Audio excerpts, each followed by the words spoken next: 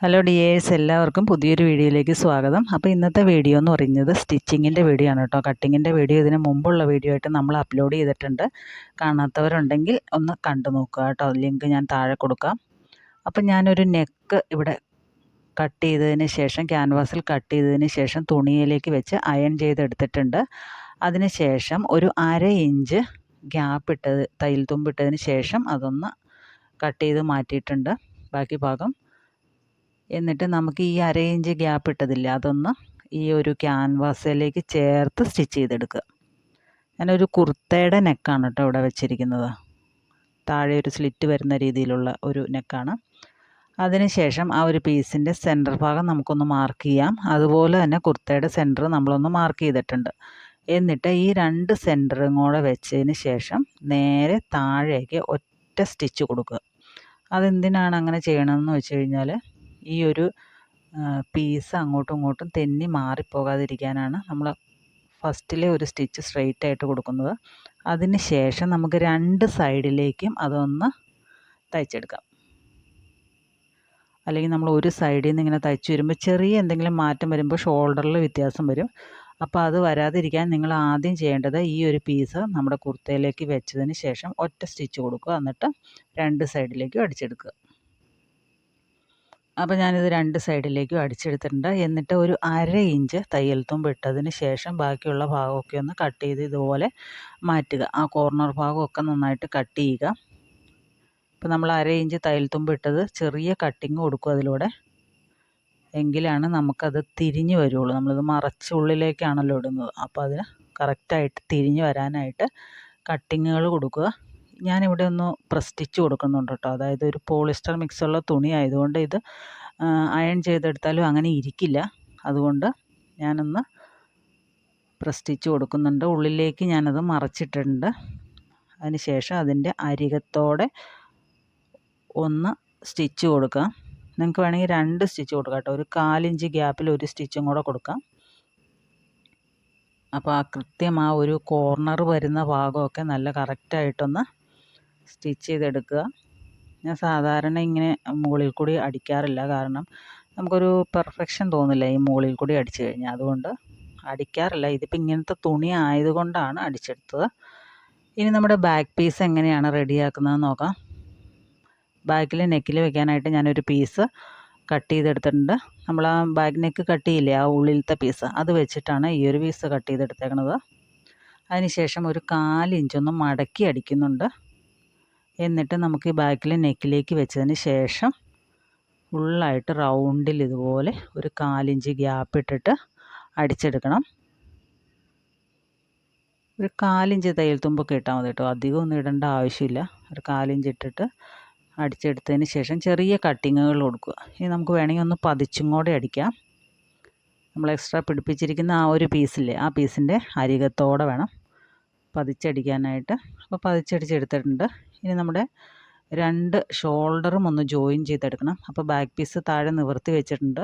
Front പീസിൻ്റെ shoulder അതിൻ്റെ മുകളിലേക്ക് വെച്ചതിന് ശേഷം കറക്റ്റ് ജോയിൻറ്റ് വരുന്ന ഭാഗമില്ലേ, ആ ഭാഗങ്ങൾ ഒരുപോലെ വെച്ചതിന് ശേഷം ബാക്ക് പീസിൽ നമ്മൾ എക്സ്ട്രാ പിടിപ്പിച്ചിരിക്കുന്ന ആ ഒരു പീസ് മുകളിലേക്ക് കവർ ചെയ്യുന്ന രീതിയിൽ ഒന്ന് മടക്കി മുകളിലേക്ക് വെച്ചിട്ട് ഒരു 1/2 ഇഞ്ച് അല്ലെങ്കിൽ 1/4 ഇഞ്ച് തയ്യൽ തുമ്പിട്ടിട്ട് സ്റ്റിച്ച് ചെയ്തെടുക്കുക. അപ്പോൾ അങ്ങനെ കവർ ചെയ്ത് വെക്കുമ്പോൾ എന്താണെന്ന് വെച്ചാൽ നമുക്ക് തയ്യൽ തുമ്പ് കാണാതെ ഇരിക്കും. അതായത് ആ ഷോൾഡർ നെക്കിനോട് ചേരുന്ന ആ ഭാഗം ഉണ്ടല്ലോ, ആ ഭാഗത്ത് നമുക്ക് തയ്യൽ തുമ്പ് ഇങ്ങനെ പൊങ്ങി നിൽക്കുന്നതായിട്ട് കാണില്ല. അപ്പോൾ നമ്മുടെ 2 ഷോൾഡറും അടിച്ചെടുത്തിട്ടുണ്ട്. ഇനി നമുക്ക് ഷോൾഡർ ഒന്ന് അളന്ന് നോക്കാം. നമുക്ക് വേണ്ടത് 3.5 ആണല്ലോ.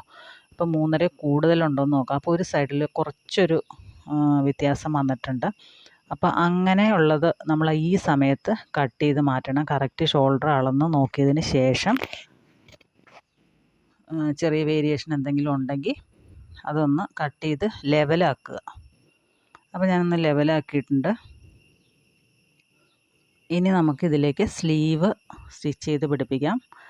അതിനായിട്ട് ആദ്യം ചെയ്യേണ്ടത് സ്ലീവിൻ്റെ താഴ്ഭാഗം ഉണ്ടല്ലോ, അതൊന്ന് ഒരു 1/2 ഇഞ്ചിൽ മടക്കി അടിക്കുക. ഇത് ഫുൾ സ്ലീവാണ്. അപ്പോൾ ഒരു 1/2 ഇഞ്ചിൽ മടക്കി അടിച്ചിട്ടുണ്ട്. ഒരു സ്ലീവിൻ്റെ അടിച്ചിട്ടുണ്ട്. അതുപോലെ തന്നെ മറ്റേ സ്ലീവിൻ്റെയും മടക്കി അടിക്കുക.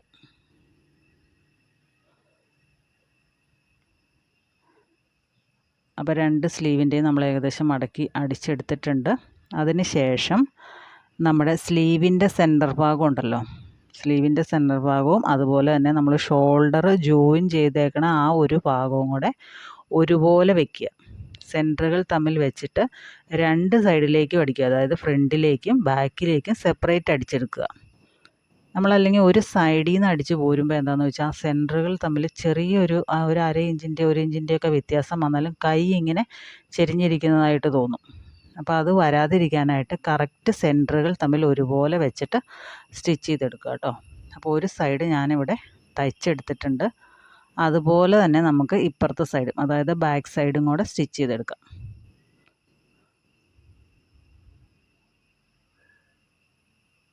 അപ്പോൾ ബാക്ക് സൈഡും നമ്മൾ ഇതുപോലെ അടിച്ചെടുത്തിട്ടുണ്ട്. ഞാനിപ്പോൾ ഒരു സ്റ്റിച്ചാണ് കാണിക്കുന്നുള്ളൂ. നിങ്ങൾ 2 പ്രാവശ്യം സ്റ്റിച്ച് ചെയ്തെടുക്കുക, ഡബിൾ സ്റ്റിച്ച് കൊടുക്കുക കേട്ടോ. അപ്പോൾ ഒരു സ്ലീവ് നമ്മൾ റെഡിയാക്കി എടുത്തിട്ടുണ്ട്.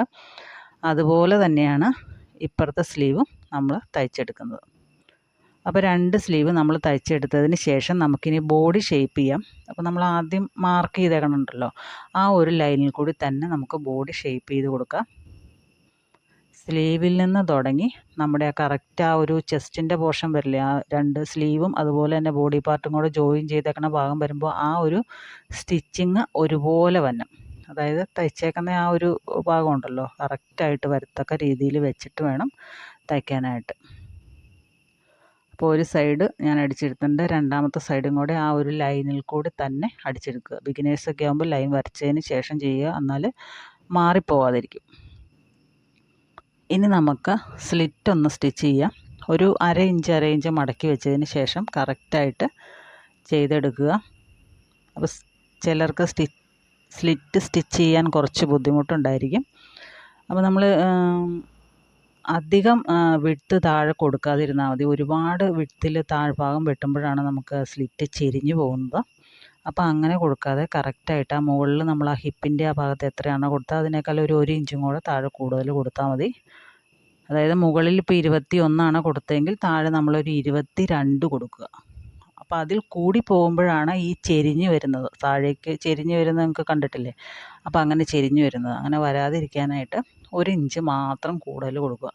ചിലർ കറക്റ്റായിട്ട് ആ ഒരു മുകളിൽ കൊടുത്തേക്കണേ അതേ ഒരു വിഡ്ത്ത് തന്നെ താഴെയും കൊടുക്കാറുണ്ട്. അപ്പം നല്ല സ്ട്രെയിറ്റ് ആയിട്ട് കിടക്കും. മെലിഞ്ഞ കുട്ടികൾക്കൊക്കെ ആണെങ്കിൽ അത് വളരെ നന്നായിരിക്കും. അപ്പോൾ അതുപോലെ തന്നെ താഴ്ഭാഗവും 1/2 ഇഞ്ച് മടക്കി അടിച്ചെടുക്കുക. പിന്നെ ഈ സ്ലിറ്റ് സ്റ്റിച്ച് ചെയ്തതിന് ശേഷം നമുക്കതിൻ്റെ സൈഡ് ഭാഗത്തോടെ ഒന്ന് പതിച്ചും കൂടെ അടിച്ചു കൊടുത്താൽ കറക്റ്റായിട്ട് നല്ല ലെവലായിട്ട് കിടന്നോളും. ഈ പോളിസ്റ്ററൊക്കെ ആകുമ്പോൾ കുറച്ച് വളഞ്ഞൊക്കെ കിടക്കുമല്ലോ, അങ്ങനെ കിടക്കാതിരിക്കാൻ ഒന്ന് മുകളിൽ കൂടെ ഒന്ന് പതിച്ചും കൂടെ അടിച്ചു കഴിഞ്ഞാൽ നമ്മുടെ കുർത്ത ഇവിടെ റെഡി ആയിട്ടുണ്ട്. ഇത് ജീൻസിൻ്റെ കൂടെയൊക്കെ ഇടാൻ നല്ലൊരു അടിപൊളി സാധനമാണ് കേട്ടോ. ഇതിപ്പോൾ എനിക്ക് ആകെ ഇതിന് ചിലവായേക്കണത് വെറും 60 രൂപയാണ്. 1 മീറ്റർ തുണിയേ ഉള്ളൂ, നല്ല വിട്ടുള്ള തുണിയാണ്, അതുകൊണ്ടാണ് കേട്ടോ 1 മീറ്റർ എടുത്തത്. നിങ്ങൾക്കൊരു 1.5 മീറ്ററൊക്കെ എടുക്കുകയാണെങ്കിൽ ഫുൾ സ്ലീവായിട്ട് ഒരെണ്ണം സ്റ്റിച്ച് ചെയ്യാനായിട്ട് സാധിക്കും. അപ്പോൾ വീഡിയോ ഇഷ്ടപ്പെട്ടെന്ന് വിചാരിക്കുന്നു. കൂടുതൽ വീഡിയോസിനായിട്ട് നമ്മുടെ ചാനലൊന്ന് സബ്സ്ക്രൈബ് ചെയ്ത് സപ്പോർട്ട് ചെയ്യുക. അപ്പോൾ അത്രയേ ഉള്ളൂ. പുതിയ വീഡിയോയുമായിട്ട് നമുക്ക് വീണ്ടും കാണാം. Thanks for watching.